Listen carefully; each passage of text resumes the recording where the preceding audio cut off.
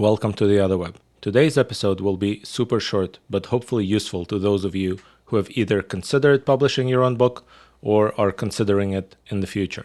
Michele DeFilippo has been in publishing for over 50 years, and she is an expert on the real differences between self-publishing, traditional publishing, and everything in between. We reached out to Michele because she warned us about the dangers of hybrid publishing and how people get ripped off when they try to publish that way. Michele, welcome to the show. Hi, Alex. Thank you for having me. Thank you so much for joining us. So you're an expert in publishing, and I know absolutely nothing about it. So can you give me a brief idea of what publishing a book is like? Oh, gosh, yes. I've been in the publishing industry for 52 years in one form or another. And the reason I'm doing these podcasts now is because I see a lot of misunderstanding in the publishing industry and a lot of, let's call it lack of transparency in the publishing industry. And so I want authors to be educated so that they can make the decision that is best for them based on all of the overwhelming possibilities that they are faced with when they look for help. All right. So help me understand the landscape here, because I'm sure that our listeners will want to know that too. I know the old way to publish, which is first you become famous and noteworthy in some way, and then somebody gives you a big advance to write a book, and you get the check before you even wrote the first word, and then they have to push you every week to finish it because you are too slow, and then eventually you finish the book and it gets published. What other options are there? Well, what you just described is traditional publishing, right? Sometimes they don't always reach out to you. Sometimes you can reach out to the publisher and they'll accept your manuscript. But that is the traditional publishing model, which is the one we're most familiar with.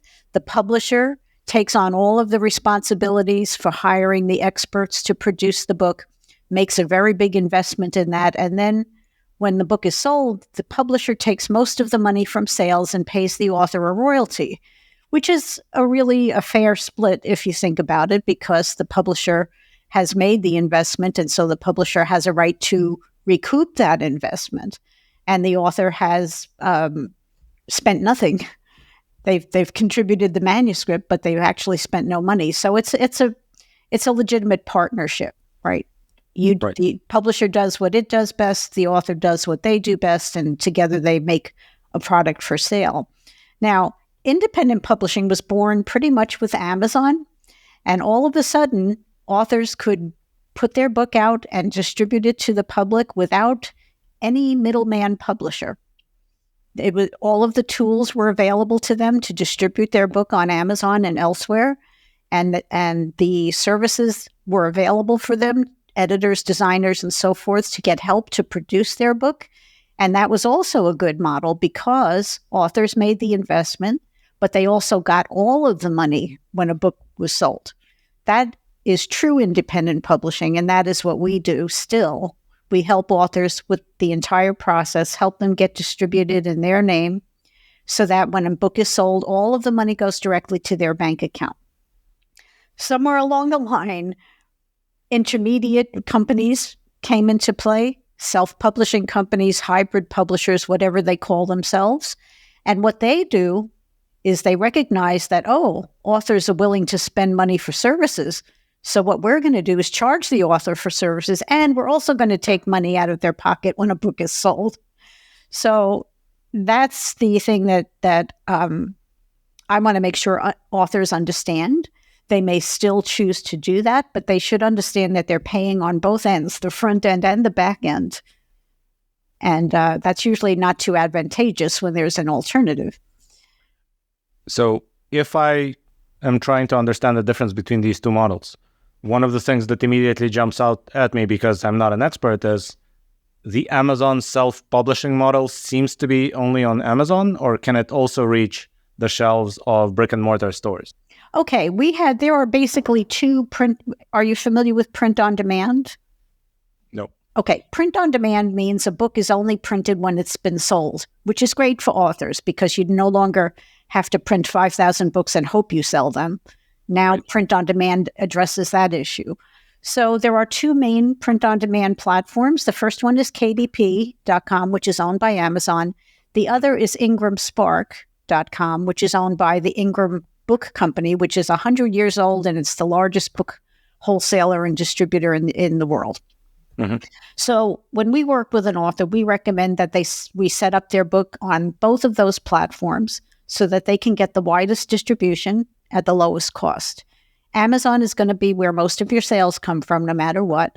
But Ingram Spark feeds the bookstores, the libraries, other distributors, and so forth, so that authors are literally everywhere books can be sold. Okay, and that approach is already better in some sense than the Amazon-based self-publishing, which only reaches Amazon, right? Yes, Amazon KDP only feeds Amazon. They say they feed the expanded distribution network, but they don't really, because they're actually running that through Ingram Spark at a higher fee than if you were to use Ingram Spark yourself directly. Right.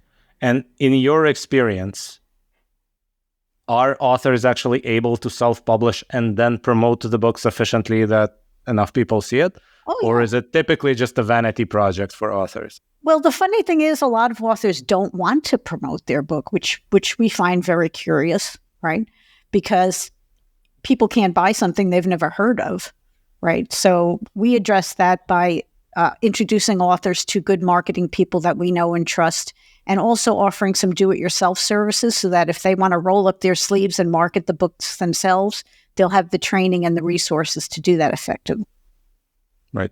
But in general, if authors have hopes of seeing some royalties from the book, do you typically see them actually making their money back, or does it end up being a vanity project for most of them? Well, it depends on what the author does in terms of marketing, right? I would say our customers that do the best are the business owners who use a book to promote themselves and their business and their speaking consultancy, whatever it is that they're promoting. And then they get the money back, not so much in retail sales, but in contacts and jobs and that sort of thing.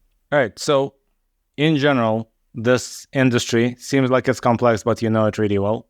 Where is it going? What trends are you seeing besides this, well, not bifurcation, I guess trifurcation into the three different models? What else is changing? How is it evolving? Well, I think all three models will continue to exist, right? But we have plenty of customers. But the thing that I like to talk about is that a lot of authors have the traditional publishing model in their head, but they don't understand just how much money they're losing if they use this intermediate model where they're paying for services on the front end and also paying the publisher a commission on the back end. I'm assuming for the most part, they're losing the money that they pay up front. Otherwise, it's identical to the normal traditional model, right? Yeah, well, you have to prepare the book no matter what. You have to offer the public a good product. And so the issue is who's going to pay for that book production and whether or not they're going to do a good job for you. So let's say that we have an author that picked a model, but they need to write the book and then I guess edit it, go through the graphics. Can you talk us through that process so that the listeners can actually know what it takes to become an author? Oh, sure. It's a lot of work to prepare a book. I would say we spend 150 hours or more preparing a book for someone. But we can help. If the manuscript is finished, we can start with editing and then cover design, interior formatting, proofreading, ebook formatting, and distribution setup, all for them for about $8,000 to $9,000, depending on the complexity of the book. Okay. And what does the audiobook process look like? Because personally, I consume way more audiobooks than regular books these days, even though I have regular books on the shelf behind me. It's been a while since I read one. So what does that process look like? We can also help with audiobooks. I work with a producer who can do that. He has a network of professional narrators that you can work with. We send samples of those narrators' voices so the author can pick a voice that they like. And that typically is even more money. That's not included in our base package that most people buy. So that would probably be between $80, $90 per 1,000 words for a professional narrator.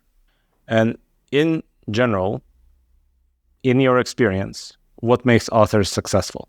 Like which authors succeed in this space? Well, you hear a lot of statistics that are really discouraging. People will say the average self-published book only sells 50 copies, so therefore you shouldn't spend any money on professional design and formatting and ebook formatting and all the rest. But that's kind of backwards thinking, right? Because the average self-published book may sell 50 copies, but that's because the average self-publisher is putting out a crappy book. And, so you can't expect the public to respond to that. If they pick up a book that if they see a book on Amazon that has a terrible cover and they look at the preview and they see it's filled with typos, they're not going to buy it. And they're not going to buy it if it doesn't have good reviews either. So you have to give buyers what they deserve in return for their money, which is a standout book that's on the level of traditional publishing. And that's what we do. Okay. It sounds like a self-fulfilling prophecy. It is. Tell an author, you will only sell 50 copies, therefore don't do good design. They don't do good design, and therefore they only sell 50 copies. Exactly. And in the beginning, self-publishing was understood to mean that you, the author, were the publisher. But then somewhere along the line, self-publishing became defined as do-it-yourself publishing. And that's what's responsible for the bad name, right? Because everybody has seen the terrible book their neighbor did, and it doesn't compare to what a major publisher would do. So one thing that I definitely don't understand, so I'm hoping you can help me with, is what does it take to actually appear in a relatively good shelf space in a place like Barnes and Nobles? So going to Ingram and registering there, I understand that part. But they are still somehow selecting what to put on the shelf, right? How does that work? Yeah, well, if you think about it from the bookstore's perspective, everything that's on their shelf has to turn. It has to sell at a quick pace. Otherwise, they cannot devote shelf space to it because they have employees and rent and electricity and all the other things to pay for. So bookstores prefer to work with major publishers who can give them 1,000 books on one invoice.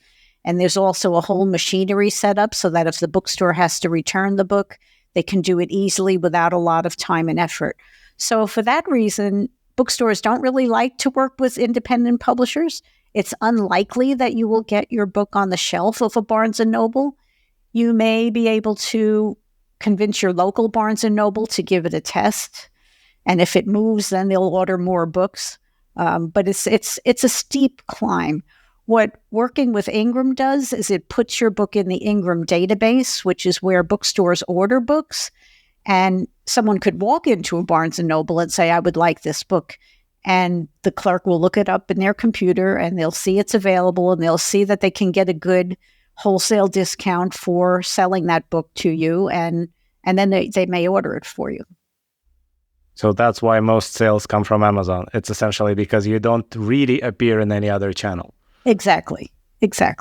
Yeah, well, you're there, but, I hope physical bookstores never go away, right? Because somebody in early independent publishing said, you can find anything you're looking for on Amazon, but in a bookstore, you can find the book you didn't know you wanted.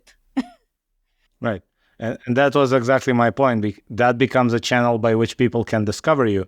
Whereas Amazon is, for the most part, the channel by which people can find you if they're looking for you. Correct. But what you're saying is, in both cases, people have to look for you because you're not going to appear in a Barnes & Noble right there on the shelf for people to see. That's correct. But even in traditional publishing, it's pretty much the author's job to direct people to the retailer, right? There always has to be a marketing effort there to let people know that your book is available and where they can purchase it. Right.